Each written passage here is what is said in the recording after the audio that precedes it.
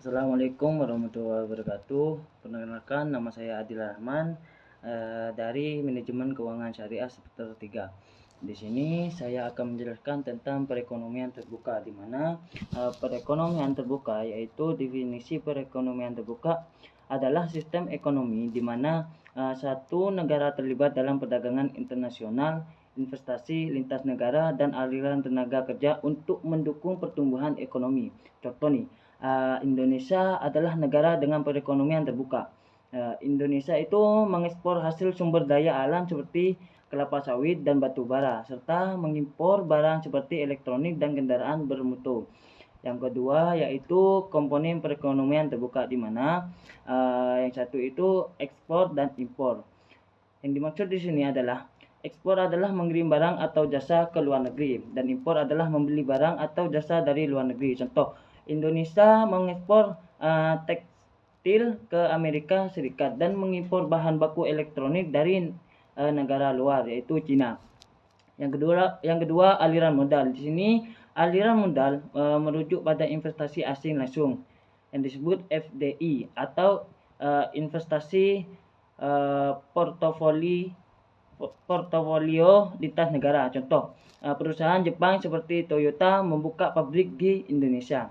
Yang ketiga yaitu tenaga kerja, di mana perpindahan tenaga kerja antar negara untuk mencapai penghasilan yang lebih baik. Contoh, banyak tenaga kerja dari Indonesia bekerja di sektor konstruksi di Malaysia atau sebagai pekerja rumah tangga di Timur Tengah. Yang ketiga yaitu neraca pembayaran. Neraca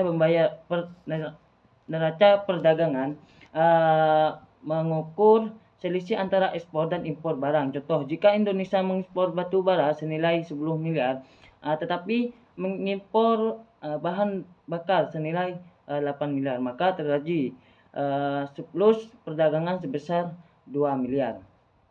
Yang kedua yaitu neraca jasa, yang dimana mengatur transaksi jasa seperti pariwisata dan transportasi. Contoh, turis asing yang berlibur ke Bali memberikan pendapatan dalam bentuk devisa ke neraca jasa Indonesia. Yang ketiga itu neraca modal, di mana neraca modal mengukur aliran investasi asing dan utang luar negeri. Contohnya yaitu masuknya investasi dari perusahaan global seperti Grab atau Ojek yang menerima pendanaan asing.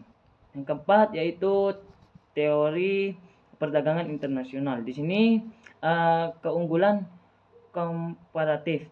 Setiap negara sebaiknya fokus pada produksi barang yang memiliki biaya lebih rendah dibanding negara lain. Contoh, Indonesia fokus pada produksi minyak sawit karena sumber daya alamnya melimpah. Sementara Jepang fokus pada produksi kendaraan bermotor karena teknologinya unggul. Yang kedua yaitu kebijakan ekonomi makro dan perekonomian terbuka. Kebijakan yang mendukung perdagangan internasional dan stabilitas ekonomi. Contoh, pemerintah menurunkan tarif impor bahan baku untuk mendukung industri lokal yang membutuhkan pasokan dari luar negeri. Yang kelima, pengaruh perekonomian terbuka. Di sini pertumbuhan ekonomi, yaitu membuka pasar baru dan meningkatkan investasi untuk mendukung pembangunan. Contoh, ekspor produk digital Indonesia seperti aplikasi Gojek ke negara Asia Tenggara lainnya.